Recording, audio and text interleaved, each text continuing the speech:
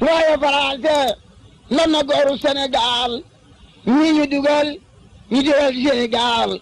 ñii génn gàddaay far dem ba faatu ñii joxe seen gànnaay ndax ñu yaatu fam nañu saamu i cere bi soose yóbbu Gabang boole koog Baraama Siise tala kapoor ba ñu lekke imbulaañse daf ko ci biir nag laaw la ma faraañse ñoo gën a lam de julbeere ñooro rey nag ki doom ji jàll Fuuta Tooro ñoo del rey nag almaami Abdu Bukar. am nañu mbégte lool fas yéene ànd ak yéen ci seen émission xam sam réew ku xam sam réew nag war a xam ñooñ sam réew ak goxi sam réew tey jii nag ñoo ngi fii ci Dexële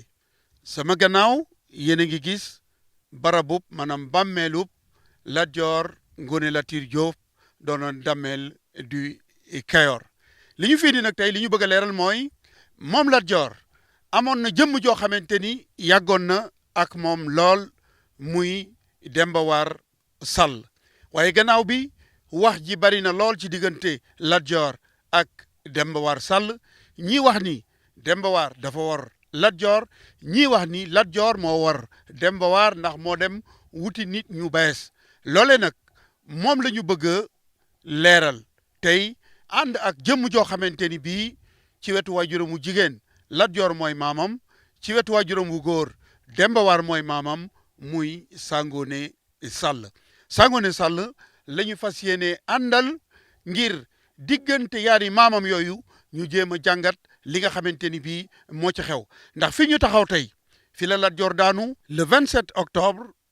1886 am ñu wax ni Demba War mi ngi àndoon ak tubaab yi doon fetal Lat Joor muy capitaine Valois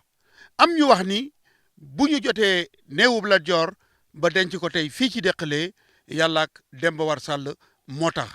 kon bokk yi ñuy seetaan dañu fas yéene ànd ak yéen ngir indil leen ay leeral ci diggante Lat Joor Ngoone Latiir Jóob ak Demba War Sall ñii génn gàddaay far dem ba faatu ñii joxe seen gànnaay ndax ñu yaatu fam nañu saamu i cere bi soose. mbokk yi ñu seetaan am nañu mbégte lool dellu ci seen émission xam sam réew ni ma leen ko waxee woon nag ku xam sam réew war a xam goxi sam réew ak ñoñ sam réew gisoon ngeen ñu ca Dexële mu am lu ñu leen digoon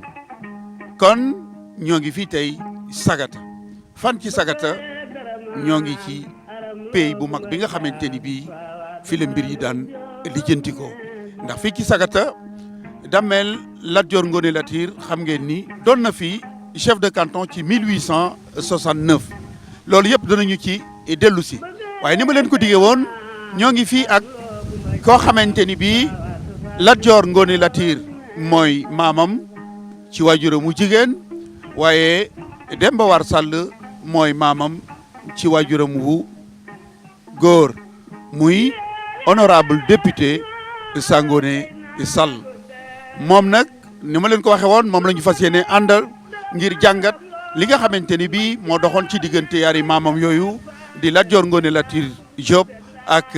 Demba War Sall bala may sori nag ci waxtaan wi damay bàyyi honorable député Sangoné Sall mu nuyoo ak bokk yi ni seetaan honorable député. Merci monsieur Sylla maa ngi lay sant maa ngi kontaan nga ñëw fii ci Sagata sama kër baay fii laa juddoo fii laa màggee fii laa yaroo fii laa fekk baax sama ndey fii la fekk baax ndax comme ni nga ko waxee Jóob la sant te ma sekk baayam Lat Joor a ko jur kon moom waa Sagata la sama baay nag baaxama fi fekk ndax man Tukulóor laa jóge woon Fuuta yàgg lool nag Kajoor depuis 1600 waaye nag sama baay it yàgg na fi ndax sama baay nekk na fi chef de canton depuis après 14-18 bi mu jógee ca guerre ba lañ ko fal fii donc am na fi presque 40 ans chefferie de canton yilif fi 336 villages autour de Sagata. sama papa nag Barguet Bounama Dior ko jur bokk ak Demba War ndey ak baay donc li nga wax dëgg la ñoom ñaar ñëpp ñoo yem ci man ñaari histoire bi waxtu bu ñu koy wax damay tiit bi ma gën di gone sax boo ma saana dégg ñu wax ci histoire bi damay tiit ndax danañu wax ci Lat Joor lu ñaaw baa ñu wax ci Demba War lu ñaaw te booba ndaw laa du ma ko mën a supporter moo taxoon ma gënoon a intéressé wu ci histoire bi ba xam ci lu aslëf xaw ma ci lu bari du ma historien yi nañu ma jéggal du ma historien de man juriste la je suis licencié en droit de l'université de Dijon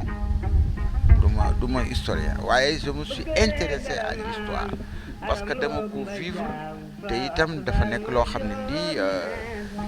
dama ko dégg ci sama baay mi ngi nii tëdd ci gannaaw te nekk na fi comme ko di ñeent fukki at te sama baay da ko doon ci baayam lii mu yor et cetera donc Sagata yàgg nañu fi depuis 1600 aux environs de 60 aussitôt bi Lat Joor nekkee Damel Lat Joor nekk na fi chef de canton nekk na fi Damel waaye nag nekk na fi Barguet avant mu nekk sax Damel. honorable député loolu dinañu ci ñëw ndax dama la doon bàyyi pour nga nuyoo ak bokk yu ñuy seetaan waaye léegi nag li ma bëgg mooy sa yaari maam yooyu nga xamante ni am na lu doxoon seen diggante ndax ñoom seen diggante yàgg na Lat Joor bi muy xeex ak tubaab bi ci ngol-ngol mook Demba War ñoo ko àndoon Looro ñoo ko àndoon bi ñuy gàddaay di dem ci Maba ñoo ko àndoon kon yàgg nañu lool waaye mu mel ni dem na ba seen diggante amoon na ay jafe-jafe waaye bala ñu ciy ñëw dama bëgg nga présenté ñu sa yaari maam yooyu kan mooy Lat Joor boo noppee itam nga wax ñu kan mooy Demba War. waaw wax ci sa bopp dafa metti surtout booy wax ci sa bopp di ci wax lu baax ndax léeg-léeg ma seen ci rajo bi nit ñi kuy wax ci baayam wala ci maamam bay sartaag du ko tey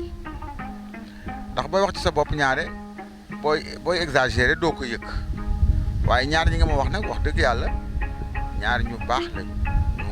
ñoo xam ne am na lu ñu rôle bu ñu joué ci Kajoor ci Sénégal ndax Lat Joor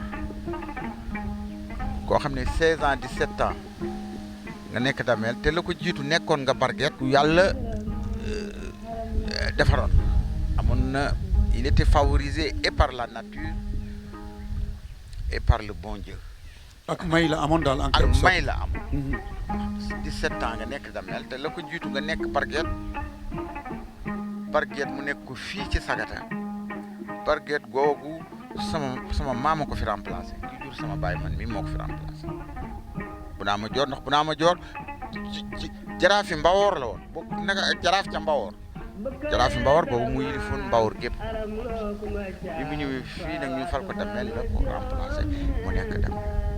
Lat Joor def na 42 batailles ou guerre je sais pas comment on l'appelle waaye li mu def nag du li muy sama maam je défie n'importe qui li mu def kenn defu amul fi kenn ku résister colonialiste bi pendant 30 ans di xeex guddi ak bëccëg arrêté woo ba kara bi ngay daanu dàq néewuma amul ay résistant am na fi ay résistant am na ñu bari ñu xeex waaye wax ma ci ku xeex pendant 30 ans contre le colon waxuma nag xeexante ci suñu biir nun sénégalais wala nun africain mais tubaab bi nga jàkkaarloog moom di xeex ak moom ba mu ëpp 25 ans moom képp a ko def. moom Lat Joor. moom rek ko def. amul keneen ku ko def waxuma ni amul ay résistants am na ay résistants ki nga xam ne yii ils sont très sérieux ils ont du mérite waaye li mu def bu jekkadee ni tubaab bi d'accord na maa yow waaye bu jekkaat yéen waat na fi tey di xeex rek ak ñoom ba keroog mooy daanu li mu def itam déggaa ngi nii yàqale moom dee rek moo fi sës.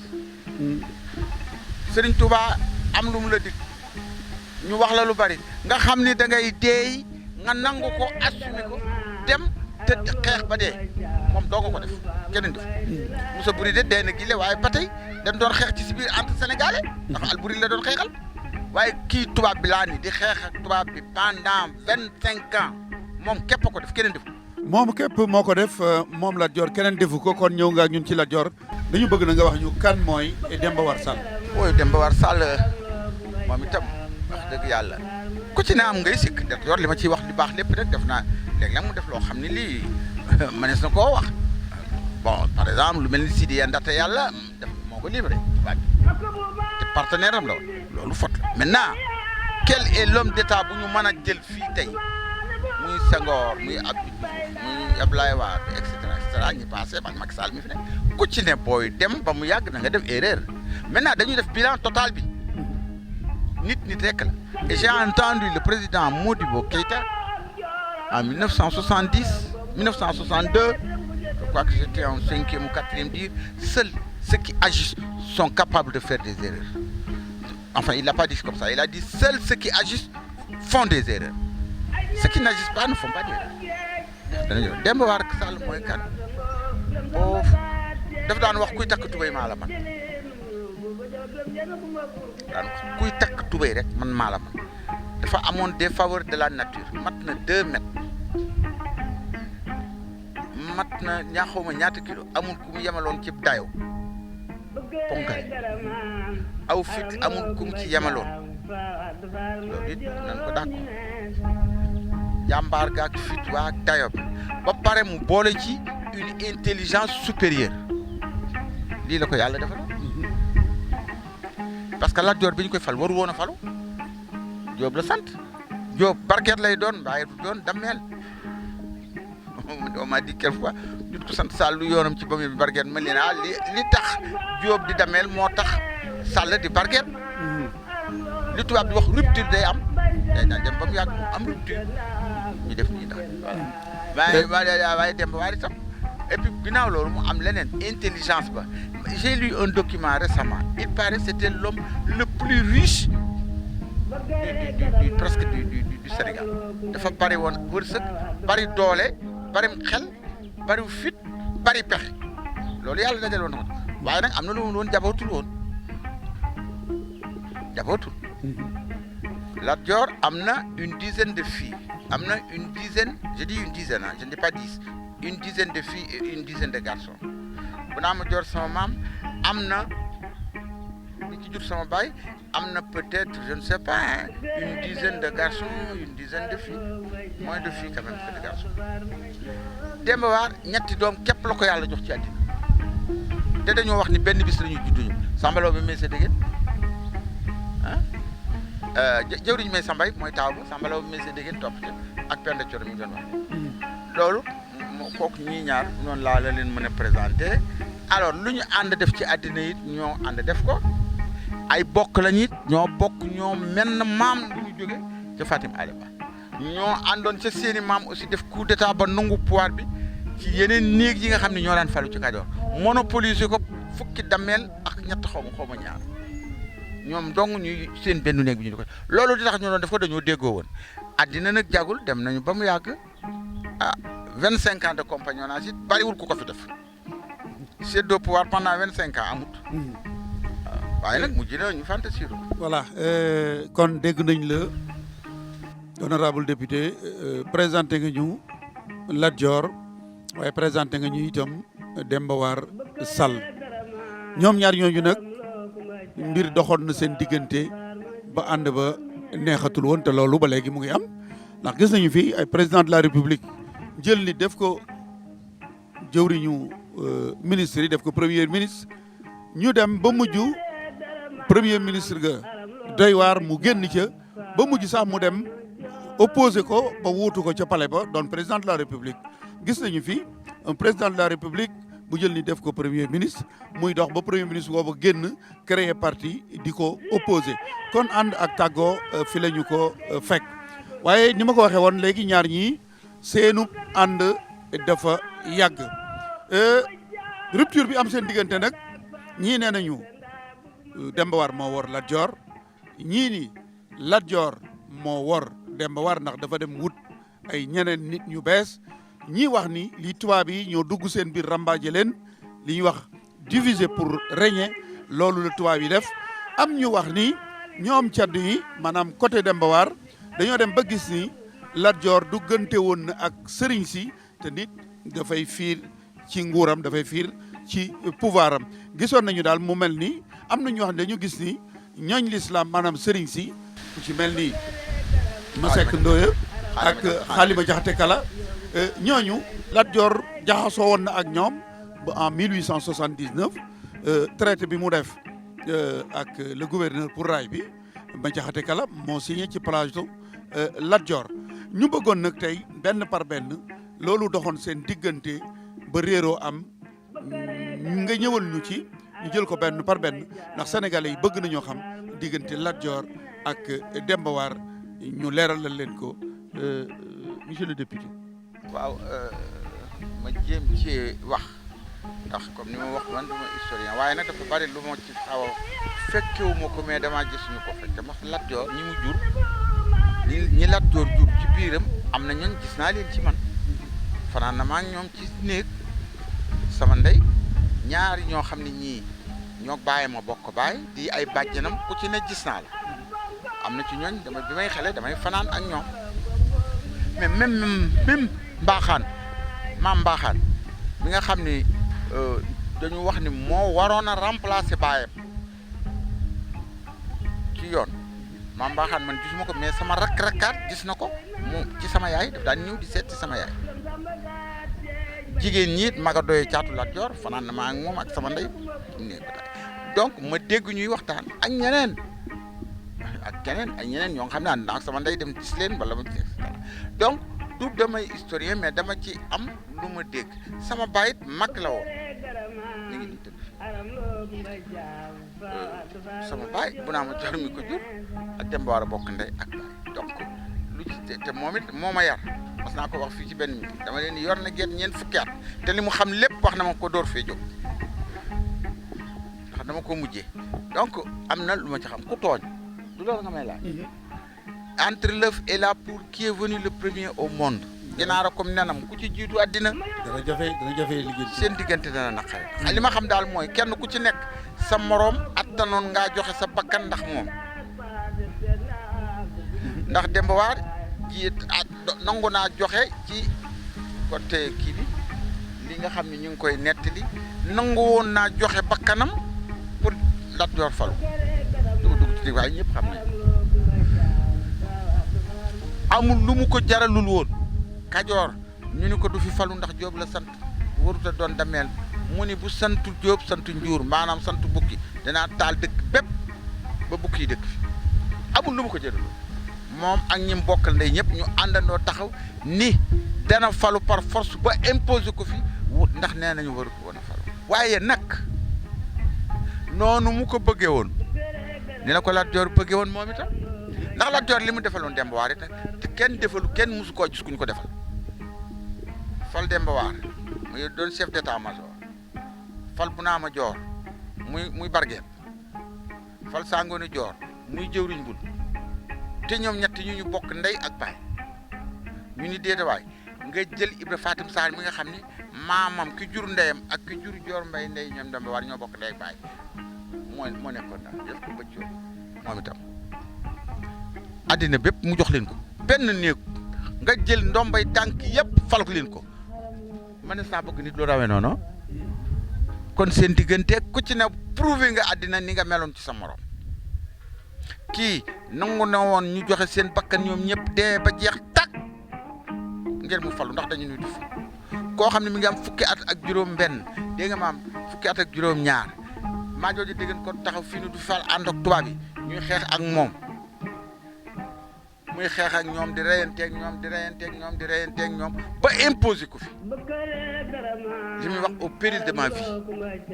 waaw kooku mën na saa bëgg ni du ñu toll kiit lii mu ko defal fab la àddina bépp mu jox la ko yow ak sa néegu ndey li Babacar Système nit Ndiaye di wax ministre de xawma lan et de l'univers alors donc moom it mu jox ko àddina bépp mu jox ko kon bëggante mënoon na fi ne waaye nag dama bëgg ngeen xam ni mas naa leen ko wax mas na maa dégg moom mu ko waxee àddina musta jag te du jag mukk ci àddina foofu am na lu ma la fi bëggoon a laaj. ñaar ñu bokk nguur ànd dañoo wax ni diine képp la nit ñi di ànd te duñu mujj ni ku ne ni sa morom nangam taan sa. maanaam kon ànd c'est la logique de pouvoir, c'est ce qu'on appelle, j'ai entendu un ministre des Affaires étrangères de la France qui dit un jour, la logique de pouvoir n'a rien à voir avec notre logique nous. Parce que day dem ba mu yàgg beneen li lay habité du bokk ak sentiment yi ngay du bokk yi nga xam ne yàlla la dara te li nga wax léegi boo defee pour proche de nous Senghor ku moo fi indi moo fi indi Lamine Gueye moo fi indi Senghor mais nu ñu mujj xaajoo ku ne yor sa parti defante loolu mujj ñu àndaat Senghor am na kooku li mu ko defalu ko kenn du ma tudd nag aw tur waaye xam ngeen ki may wax du moo dàqoon a jàng du moo mag du moo ëppoon alal du moo fi gën judd du moo gënoon lii doo gënal Senghor ni kii laa fi teg ko fi mag ñeeg ñaandoon ak moom ñëpp mer mu teg ko fi par force nu ca mujj on va désengoriser lu ñu xam suufeel nañ ko Senghor fii loolu du ma tudd kenn waaye ñëpp xam nañ ki may wax loolu am na waaw am na fi ñoo xam ne ñii aussi dégg nga bi ñu daataan jot ci pouvoir bi ñi àndoon ak ñoom ni tey ma rey sans bopp ndax ñu fal diw bañ ko falee ba pare allez doxal noonu la pouvoir dem Amary Mbéri Tall mas naa ko nettali ci benn émission bu ma kii doon interrogé Amary Mbéri Tall biñ koy fal jëwriñ bul gi mu bëggoon demeel Birima Fatma Thioub dani buñ ko falut man bëggatuma dañuy fal Amary Mbéri Tall jëwriñ bul mbaa man bëgguma nekk dameel te loolu la ko waroon ba muy gone dong la doon kaf mu nax ko ba mu ne ko danaa la fal bu ma bis boobu bu ma nee dameel ba mu ko falee lu ca mujj xam nga ne mu mujjee ak moom bañ daataan ak 4 mois muy négocier ak gouverneur bi pour daaneel ko jël nguur gi ci moom 6 mois logique gu pouvoir moo bokkut ak logique bu suñu ngor gi ak suñu diine ji yooyu bokkut. honorable député kan moo tooñ dama am laaj moo la fi bëggoon laaj. waaw foofu Demba War mënoon na joxe bakkanam ngir Lat Dior doon dameel bi Lat Dior doonee dameel itam ndombay tànk yëpp def na ko ci néegum ndeyam. waaw mais loolu est-ce que mënul woon a jur ay jaloux yoo xamante ni bii du ñu mën a rambaaji ci seen biir ngir teraanga ji nga xamante ni Lat Dior defal na ko Demba War ak ay bokkam est-ce que nit ñi loolu mënu leen woon a métti itam ba ñuy yàq diggante bi. tout à fait normal moom laa la wax ba tey loolu pouvoir noonu la mel mënuñu woon a ma ànd noonu di wéy ndax loolu ba mu amee comme di defe naa y avait le parti am na ñoo xam ne ñii y avait le parti français bi doon rëgëj moom rek di rëgëj di rambaaj ndax bëggul ñoo ànd noonu te xamul nu muy jaar ba ndax bu ñu àndoon di dem naka jekk am nañ ko duñ ko mën a am moo tax dañ doon jaxase seen diggante beneen bi ci des Halima Diakhaté Kala góor gu baax gu bare woon xam-xam gu intelligent goo xam ne ba tey nit ñi jëriñoo ay waxam ak xelam déggoowul woon ak Demba War ànd ak Masseck Ndoye te Masseck Ndoye moom itam moom du woon dara moo taxoon Lat Dior moo ko bëggal boppam li ñuy wax tey jii en gestion dans les entreprises un golden boy. moom kii ko bëgg buur bëgg laa ko ba moo ko bëggaloon boppam te dégg naa benn géwél ni takkuwul daawul dem ci xeex ba waaye lu mu ko wax moom lay def te moom la gëm te bëggul woon a gis Demba War ak néegu ndeyam parce que c'était tout à fait Demba War ak néegu ndeyam li ñu leen joxoon dafa ëpp ñoom itam ils étaient un peu d'une certaine gloutonnerie. gloutonnerie ci wolof mooy. dañoo xawoon a bëgg nguur ba mu ëpp. bu fekkee yaa ko wax ma daa jaar ci baat mooy foqale. dañoo xawoon a foqale ci nguur. alors loolu la leen Kajoor doon am ndax lépp ñoom dong la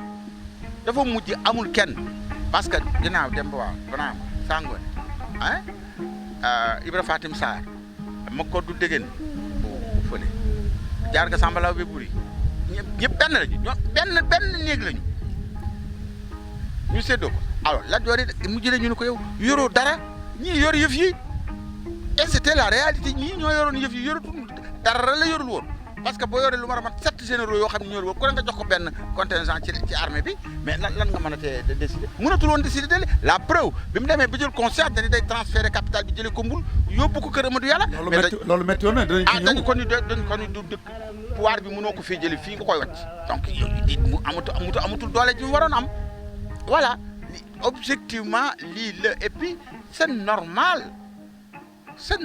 mais seenu bëggante amul woon fu mu yem ñi ne ci diggante bi tubaab bi bu signé kii wax di kii wax ko leneen wax kii leen moo leen gën a jaxase moom itam ñi nga xam ne itam am na leneen lu des jàmburu kajoor yi ñi nga xam ne ñoo doon jàmburu kajoor yi di assemblée nationale bii tey nga xam ne ñoo daan fal damel ñoo ko daan dim mujj na amatuñu baat ba ñu amoon parce que seen néeg bii ñoom itam la ñu daal di ñooy décider moom la ñuy wax kàngam yooyu yëpp ak Demba War a bokk alors ñoom itam kenn mënut a def lu dara lu dul ci ñoom donc mbul gépp ñu contrôler ko mbul googu nga déggee li yooyu naan wuy mbul aale baaba loolu mooy doole ji jëpp mi ngi woon ci ñii lii moo waraloon famille yi nga xam ni yëpp ci Kajoor amoon nañu cër am ndombo tànk ñoom ñëpp benn maam la ñu woon voilà moom nag mu sentir loolu mu bëgg na ginnaaw bi nag bëgg a dellu si dugg si kër baayam te la ko jiitu moom bokki kër baayam am na ci ñu bari ñooñu déggootul woon ak ñoom alors voilà le fond du problème. Voilà maintenant est-ce que kii moo war wala kii moom trahison ou réponse à une ingratitude voilà la question telle que c'est posée par un de mes cousins il dit s'agit-il d'une ingratitude ou s'agit-il d'une trahison ou d'une réponse bien proportionnée à une ingratitude. buñ ko doon tekki ci wolof mooy ndax Demba War li mu def Lat Joor dafa war Lat Joor wala dafa tontu Lat Joor ci li mu ko Lat Joor wuti na. da koo fay borom maanaam jàppale na ko ba mu felu dem na ndax it foofu am na lu ma fi bëggoon nga leeral ko mooy beneen aspect bi. xam nga wax naa la ni néegub Demba War ñoom li leen Lat Joor joxoon Kajoor ku ñu fexeel am la metti woon na mën naa metti waa Kajoor jalousie mën na faa dugg waaye sëriñ si itam mel na ni bi Lat Joor jógee ci Maba bi mu jógee Saalum en 1871 ñu defaat ko Damel au lieu mu dem Mbul wala Sugeer kër baayam kër Amadou Yàlla moo doon capital ba ndax foofee la nekkoon doon fa diisoo ak sëriñ si mel na ni loolu itam neexul woon Demba War ak ñoñam. mais c'est-à-dire pouvoir dafa am comme je dis toujours dafay am foofu bu fay yeggee tasaaroo rek moo ci sës man musuma gis benn pouvoir ñoom li ñu ànd kenn àndu ko 25 ans gisuma ko ba suñu jàmmi tey jii Senghor àndu rek Lamine Gueye 25 ans ànduñu de dégg nga li ma la wax Ablaye Wade mii tey bi mu yore pouvoir bi moo ko Idrissa Seck taxawul dafa ñu 5 ans 6 ans 7 ans wala dem sa yoon ku ne góobali baayam comme ni ñu wax musuma ko fay gis fenn alors amit nag benn caractéristique damay woy sama bopp dañu wax ni nit ku sant Sall rek mooy falu jàppale doomi baayam loolu la ñu wax de Kajoor ko wax nit ku sant Sall rek mooy falu jàppale moo taxoon ñu bari fii mais bu naa ma joor mii di tëdd tey man sama baay am na 7 frères ak moom mi qui ont été couronnés parce que ku jàppale ku falu da ngay jàppale sa moom ñeneen ñi daaw ñu def noonu. kon xanaa mooy neddoo ko bandu. xaw ma de xanaa tugalóor yi kon xam na dañ ko jëlee Fuuta ndaale ko loolu moom amoon nañ ko ci ñoom daañu jàpp waxuma duñu jote de daañu jote dañu mais bis bu ñu amee problème dañuy se retrouve loolu lañ daan def voilà. jërëjëf mel na ni am na lu jot a leer parce que am na aspect boo xamante ni bi itam il faut ñu tenir ci compte ndax comme ni nga ko waxee Demba War dafa war Lat Joor wala Lat Joor dafa war Demba War dafa yomb lool war na am lu ko waral Demba War taxawu na Lat Joor ba mu falu Lat Joor doon dameel jaraloon na ko joxe bakkanam Lat Joor itam bi mu faloo doon dameel ndombay tànk yëpp jox na ko Demba War ak ay bokkam ndax ci waaw ci laa jëm si ba mu leen ko joxee nag mel na ni li nga wax ni pouvoir day dem ba yàgg mu am fu muy yam ndax exemple yi bari na ni nga ko waxee ci Senghor ak ñooñu Demba War dem na ba gis na leneen luy menacer seen pouvoir yooyu te mooy Serigne si Lat Joor doon diisool bi mu nekkee kër Amadou Yàlla ndax il faut ñu fàttali ni loolu tàmbalewul ci Demba War Samba Maram Xaye moom ba muy tàqaloo ak Lat Joor boobu Lat Joor demagul Saalum. ndax maanaam xëy il faut le préciser que baayam la. ñoom benn askanu kër baayam. voilà te teewul allié Lat Joor la woon mais bi nga xamante ni bii Lat Joor bëggoon naa këf nguur gi ci Majooju Dégéen jamono jooju mu ngi àndoon ak Samba Maram Xeye mais tubaab yi nee nañu bi Lat Joor jekkadee ci la Samba Maram Xeye ñëw fekki Damel Majoojo njukki ak ngigis ni ko ñëw naa bàyyi naa Lat Joor tey ñëw naa ànd si ak yow loolu sax am na lu mu ko jural ndax fekk na Lat Joor daloon ci seen kaw ba tubaab bi ñëw riposte jàppale leen fekk na boobu ñu ngi doon defar redoute bi nekkoon ngigis kon bi ñu tasaaroo nag ci la Samba Maram Xeye moom ñëw ci Damel Majoojo ak tubaab yi ni leen bàyyi naa Lat Joor ñëw ànd si ak yéen ci la ñu convaincre capitaine Laurent mi nga xam ne moo doon defar redoute bi ni ko Lat Joor a ngi fii li nu yor ci ay soldats boo ñëwee ànd ak nun ak li nga dese ci sa colonne bi ak sa manœuvre yi nga xamante ni ñoo doon defar redoute bi bu ndalee ci kaw Lat Joor du doy